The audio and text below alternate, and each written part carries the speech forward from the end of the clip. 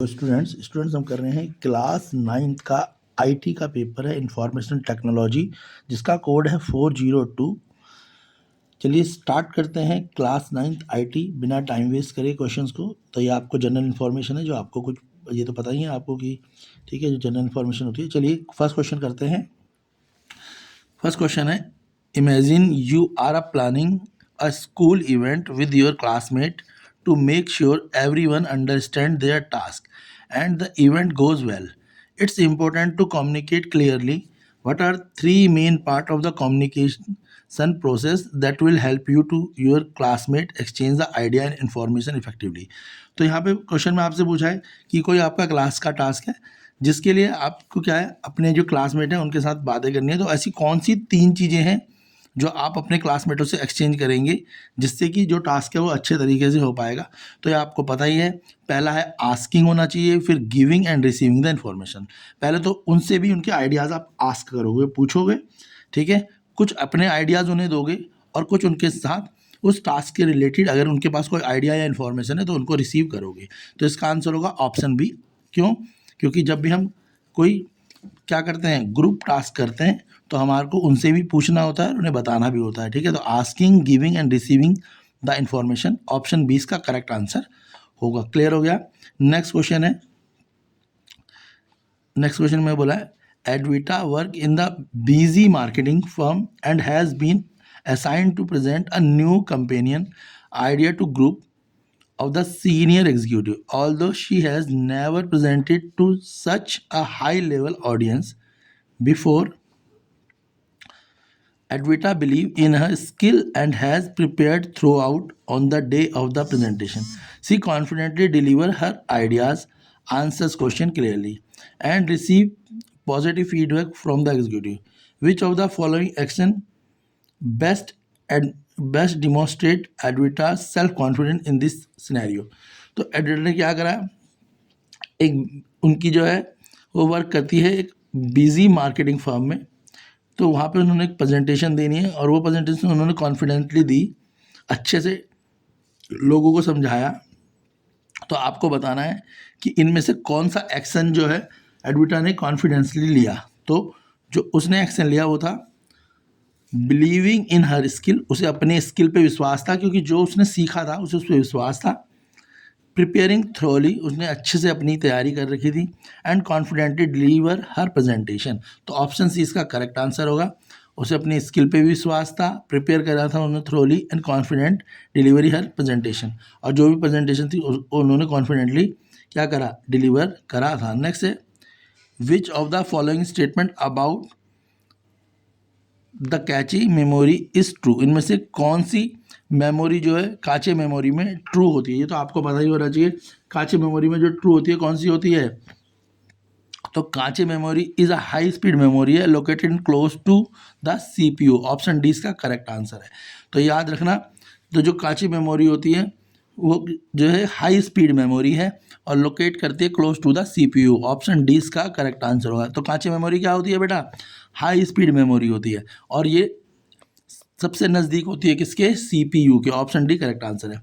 Next है, Rakshit repair the mobile phone and offer home pick up and delivery, what type of business is Rohit running? Rohit एक mobile repairing का business है, मगर अगर किसी का मोबाइल वगैरह ख़राब होता है तो घर से ही मोबाइल को पिक करता है और ठीक करके उनको उसके घर पे ही भेज देता है। तो बोला भाई जो ये मोबाइल का बिजनेस है, रिपेयरिंग का बिजनेस, किस में आता है? तो मैंने आपको बताया था रिपेयरिंग बिजनेस, डॉक्टर का बिजनेस, सीए का बिजनेस, ट्यूशन टीचर का बिजनेस, ये सारे बिजनेस क्या है? सर्विस सेक्टर हैं। ये आपकी चीज़ को रिपेयर करेंगे और आपको वापस कर देंगे, तो सर्विस बेस्ड बिजनेस है ये, ऑप्शन भी करेक्ट आंसर है। ऐसे ही क्वेश्चन आएगा आपका, ठीक है। तो ट्यूशन टीचर का बिजनेस भी सर्विस बेस्ड होता है, डॉक्टर का बिजनेस भी सर्विस बेस्ड होता है, सीए का बिजनेस भी, तो ऑप्शन बी करेक्ट आंसर है। मोबाइल शॉप की दुकान है मगर रिपेयरिंग की है। अगर वो मोबाइल बेचता और ख़रीदता तो वो प्रोडक्ट बेस्ड बिजनेस हो जाता, ठीक है। मोबाइल बेचता नहीं है, सिर्फ रिपेयर करता है, इसीलिए सर्विस बेस्ड बिजनेस होगा, ऑप्शन भी करेक्ट आंसर है।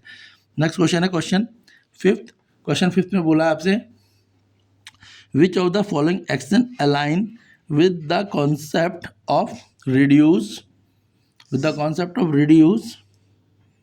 इन वेस्ट मैनेजमेंट?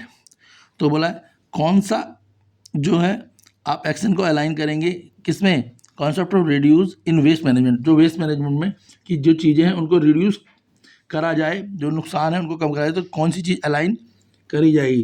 तो बेटा ये तो सबको पता है, avoiding disposal items and plastic bags.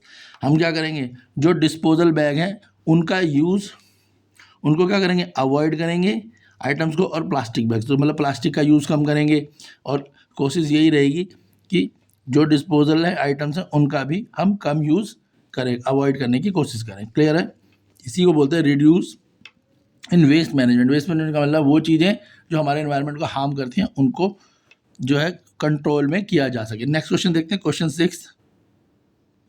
तो क्वेश्चन 5 तो पता ही है ना आपको भाई, रिड्यूस इन वेस्ट मैनेजमेंट वाला। तो रिड्यूस इन वेस्ट मैनेजमेंट में हम क्या आंसर होगा हमारा, option C, avoiding disposal items and place bags. Clear है, तो इससे क्या होगा, वेस्ट मैनेजमेंट में होगा। नेक्स्ट है, what define a green economy according to UNEP।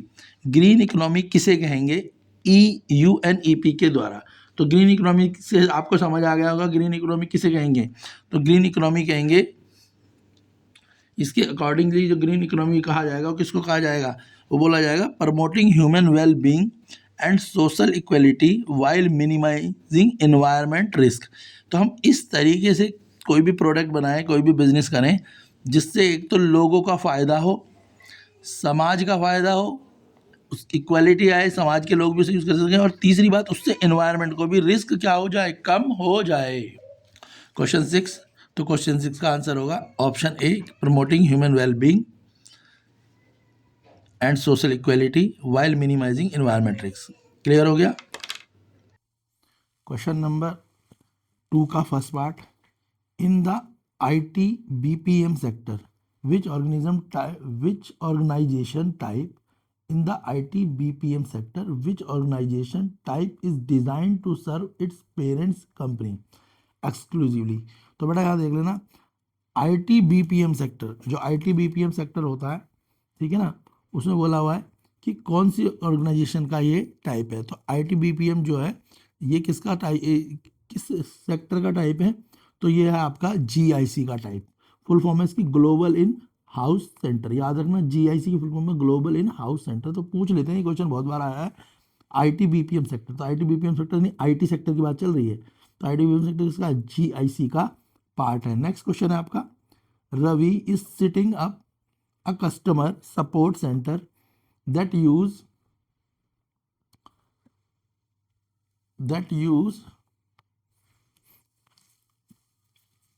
IT tools to handle queries, manage data, and provide service remotely. While preparing house business plan, he referred to his model as ITs. What is the another commonly used term for this type of service? तो देखो यहाँ पे simple बोला हुआ है, वो IT tools को handle करता है, उससे रिलेटेड क्वेरी यूज़ करता है।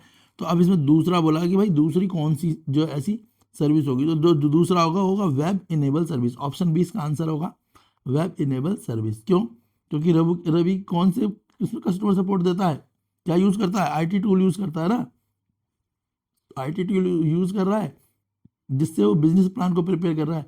तो बिजनेस प्लान प्रिपेयर कर तो हमें पता ही है, तो वहाँ पे वेब इनेबल सर्विसेज का यूज़ करा जाता है। वेब सर्विसेज आपको पता ही है, वेबसाइट वगैरह से रिलेटेड है, तो वेब सर्विस।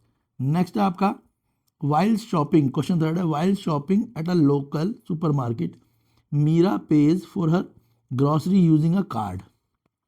शॉपिंग के दौरान जो मीरा है सुपरमार्केट से ग्रॉसरी खरीदने के लिए अपना कार्ड यूज़ करती है, डेबिट या क्रेडिट कोई भी card.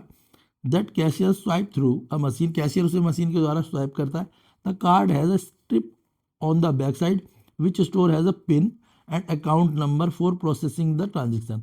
Based on this situation what type of card is Meera using. तो ठीक है भाई, देखो स्ट्रिप है उसमें नंबर लिखा हुआ है, तो बोला वो कौन सा, या तो डेबिट कार्ड है या क्रेडिट कार्ड है या स्मार्ट कार्ड है, गिफ्ट कार्ड है, मेंबरशिप कार्ड है, बहुत सारे के कार्ड आते हैं। तो यहाँ पर पहचानना कैसे आपको तो कार्ड जो होगा उसकी स्ट्रिप होगी बैक साइड में, और उसमें उसका पिन नंबर और अकाउंट नंबर दोनों लिखा होगा। एक पिन नंबर लिखा होगा और एक अकाउंट नंबर। देखो अगर पिन नंबर और अकाउंट नंबर दोनों ही उस कार्ड में लिखे हुए हैं तो वो होगा स्मार्ट कार्ड। कौन सा होगा, स्मार्ट कार्ड। अगर उसमें VPB नंबर या UPB नंबर होता तो वो हो जाता फिर आपका कौन सा कार्ड, डेबिट या क्रेडिट। तो ये कार्ड कौन सा स्मार्ट कार्ड है, क्योंकि स्मार्ट कार्ड के पीछे क्या होता है, पिन नंबर और अकाउंट नंबर दोनों ही लिखे हुए होते हैं जब भी ट्रांजेक्शन करते हैं। नेक्स्ट है Ritika is teaching her younger brother how to use a computer. She show her how to click, drag, scroll using the mouse. Later she asks if he can use the mouse to type a message in the text editor. Based on this situation, which of the following operation is not performed by the mouse? तो जो रितिका है, एक teacher है, उसने ठीक है अपने मतलब अपने छोटे भाई को सिखा रही है कि कंप्यूटर का कैसे यूज़ करा जाए। उसके बाद वो कह रही है इस सिचुएशन के हिसाब से आप बताओ कि जो operation is not performing by mouse, कौन से ऐसे ऑपरेशन है जिनको बिना माउस के भी हम कर सकते हैं। यहाँ पे पूछा गया है ऐसे ऑपरेशन बताओ जिनको हम बिना माउस के कर सकते हैं। तो सिंपल सी बात है, वो सिर्फ कीवर्ड और सारी चीज़ सिखा रही है। तो देखो बिना माउस के हम कौन सी चीज़ कर सकते हैं, टाइपिंग हम किससे करते हैं, कीबोर्ड से करते हैं। बाकी हम ड्रैगिंग, क्लिकिंग, स्क्रॉलिंग, ये तीनों काम किससे होते हैं, माउस से। अगर कंप्यूटर आपने चलाया होगा तो टाइपिंग जनरली हम किससे करते हैं, वो कीबोर्ड से करते हैं। तो ऑप्शन 4 का आंसर है टाइपिंग। नेक्स्ट है आपका during an online training. Next है आपका ड्यूरिंग 5th वाला online training session, Priya wants to adjust the audio setting and visual element to the lesson to suit her learning performance. She access the lesson control panel to make these changes. Which of the following action can she perform using the control panel? तो वो एक online training session ले रही है प्रिया, और वो उसमें वो अपनी आवाज़ को, ठीक है, और विजुअल यानी जो अपनी वीडियोस वगैरह जो उसकी दिखेगी उन सबको एडजस्ट कर रही है। तो बताओ इसमें वो कौन सा एक्शन कर रही है, ठीक है, कंट्रोल पैनल से ऐसी कौन सी चीज़ करनी चाहिए उसने जिससे उसकी आवाज़ भी सही हो जाए और जो उसकी फ़ोटोज़ वगैरह है वो भी, मतलब जो आवाज़ में और फोटोज़ वगैरह में जो भी एडजस्टमेंट है वो उन्हें कर सके।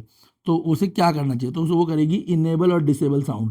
वो किस पे जाएगी, इनेबल डिसेबल साउंड में जाएगी, जिससे उसकी ऑडियो वगैरह जो है क्लियर हो जाएगी और हो सकता है थोड़ा सा पिक्चर में भी इफेक्ट आ जाए। वैसे इनेबल और डिसेबल साउंड से उसकी ऑडियो का एडजस्टमेंट होगा। तो किस पे जाएगी, ऑप्शन बी, इनेबल और डिसेबल क्या साउंड्स। क्लियर हो गया बेटा, ये तो आपको सबको पता ही होगा। नेक्स्ट क्वेश्चन नंबर 6 देख लो। क्वेश्चन नंबर 6 है, बोला है Aarav is practising to become a touch typist so he can type fast without looking at the keyboard. Over a time she notice that his finger automatically reach the correct key even when his eye are focused on the screen. What skill is helping Arav locate the key accuracy? ये तो आपको पता ही है, जो computer का काफ़ी अच्छे से यूज़ कर रहे होते हैं तो वो क्या करते हैं, वो स्क्रीन पे देख कर टाइपिंग करते हैं, ना कि कीबोर्ड पे देख के टाइपिंग करते हैं, क्योंकि वो प्रैक्टिस होने लग जाती है। तो ठीक है, तो बोला इसमें बताओ वो उसका कौन सा, ठीक है, तो ये बोला कौन सी स्किल है उसकी। तो ये जो स्किल है ये क्या है, ये स्किल होगी बेटा म्यूजिकल मेमोरी। देखो जब हम क्या बजाते हैं, पियानो बजाते हैं या हम गिटार बजाते हैं तो हम क्या स्ट्रिंग की तरफ देखते हैं, नहीं, हम स्ट्रिंग की तरफ नहीं देखते, हम वाइब्रेशन के अकॉर्डिंगली सोचते हैं। तो ऐसे ही टाइपिंग में भी जो मेमोरी लग रही है वो उसकी म्यूजिक मेमोरी है। ऑप्शन बी इसका करेक्ट आंसर होगा, म्यूजिक मेमोरी। ठीक है, कभी हम की तरफ भी नहीं देखेंगे, हम साउंड ऑफ द की भी नहीं सुनते और कुछ भी नहीं। तो ऑप्शन बी इसका करेक्ट आंसर है, यूजिंग म्यूजिक मेमोरी। क्लियर हो गया। तो बहुत सारे आप कभी भी देखना जिनकी अच्छी टाइपिंग स्पीड होती है वो हमेशा स्क्रीन पर देखकर ही क्या करते हैं, टाइप करते हैं। तो ऑप्शन बी इसका करेक्ट आंसर है। नेक्स्ट क्वेश्चन कर लेते हैं हम। क्वेश्चन 3 का फर्स्ट है, while working on a school project Neha use the, ठीक है, libre office right the two draft her report after completing the document she saved it her computer. Later when she tried to locate the file she noticed its extension is different from one of the used by the Microsoft Word. Which extension should Neha expect to see for her LibreOffice write the document? तो नेहा ने एक document बनाया था, उसको save कर दिया, तो उसने सोचा जिस एक्सटेंशन में उसने सेव करा उसी एक्सटेंशन में उसे वो डॉक्यूमेंट मिलेगा, मगर उसका डॉक्यूमेंट क्या हो गया, चेंज हो गया। तो जो नेहा थी उसने क्या सोचा होगा उस डॉक्यूमेंट के बारे में। तो जब भी हम कोई डॉक्यूमेंट बनाते हैं, ठीक है, तो हम सोचते हैं कि हमारा जो डॉक्यूमेंट है वो .odt पे जाएगा। किस में जाएगा, ऑप्शन बी .odt पे। पर वो जो है हमारा डॉक्यूमेंट कई बार अलग अलग एक्सटेंशन में चला जाता है, जैसे .docx पे भी चला जाता है, ठीक है, और कई बार XPS पे भी चला जाता है, पर हम सोच रहे होते हैं वो .odt। तो जो भी हम डॉक्यूमेंट बनाते हैं जनरली हम सोचते हैं वो हमारे को .odt पे मिलेगा, पर कई बार डिफॉल्ट ऐसा नहीं होता। नेक्स्ट है question number second. Question number second में बोला है dash is the position at the left bottom of the writer window and display the number of the pages words pages words and the language used zooming etc it is located at the bottom of the workspace। तो ये कहाँ पर locate होता है तो सबको ही पता है, स्टेटस बार में। ये सारी चीजें कहाँ पे लोकेट होती है, स्टेटस बार में लोकेट होती है, ठीक है ना।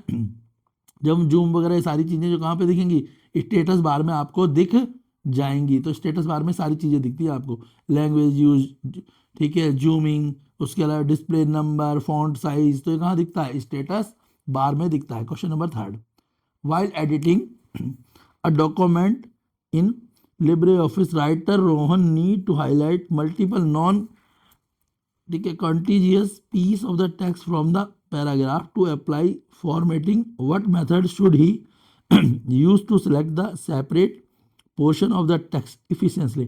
तो भाई कौन सा मेथड लगाएगा वो इसमें, तो सिंपल सी बात है, इसमें जो मेथड लगाएगा वो पहले क्या करेगा, पहले सिलेक्ट करेगा first piece of the text, फिर होल्ड करेगा कंट्रोल की को, फिर यूज करेगा माउस को, और फिर नेक्स्ट जो है पीस टेक्स्ट करेगा रिपीट। ऑप्शन ए इसका करेक्ट आंसर होगा। कौन सा आंसर होगा, ऑप्शन ए। नेक्स्ट है Riya is working on her research paper. Riya is working on her research paper about global warming using the libre office writer, ठीक है, writer after copying some content from the website she noticed that the text has unwanted formatting like bold, italic and different font. To make her document clean, consistent, she want to remove all direct formatting from the copying text. Which option should Riya choose? रिया के उसमें बहुत सारी चीज़ें थी, bold, Italian वगैरह थे, मगर वो चाहती थी कि उसका जो फॉर्मेट है वो बिल्कुल क्लियर हो, आसानी से समझ आ सके। तो क्लियर हो और आसानी से समझ आ सके उसके लिए रिया को कौन सा ऑप्शन चूज करना पड़ेगा, तो रिया जो चूज करेगी वो करेगी फॉर्मेट और फिर क्लियरिंग डायरेक्ट फॉर्मेटिंग। तो क्लियर डायरेक्ट फॉर्मेटिंग यानी ऑप्शन पहले क्या करेगी, वो जो रिया है वो क्या करेगी बेटा, रिया करेगी फॉर्मेट फिर क्लियर डायरेक्ट फॉर्मेटिंग। ऑप्शन इसका सी आंसर करेक्ट होगा। समझ आ गया। नेक्स्ट अमित, फिफ्थ वाले में अमित है आपका। Amit is complaining a quarter perform review in her, ठीक है, libre office writer for his company internal report. The document include a lengthy table listing employees metrics across various departments as the table stretches across the multiple pages. Amit find a difficulty to present the data clearly. To improve the readability, he decided to split the table into two separate sections. What should Amit do to split the table property? तो भाई table property कौन सी use करेगा उसको split करने के लिए, तो बहुत ही आसान है, आपको समझ आ गया होगा। तो क्या करेगा, वो करेगा प्लेस करेगा कर्सर को in the cell that will be bottom on the row and first table after the split and choose करेगा टेबल को, मतलब बीच बीच में से वो क्या करेगा, टेबल्स को हटा देगा जिससे क्या हो जाए, वो प्रॉपर हो जाए। तो ऑप्शन बी इसका करेक्ट आंसर होगा, अमित वाले का आंसर होगा ऑप्शन बी। क्लियर है बेटा। नेक्स्ट देख लेते हैं।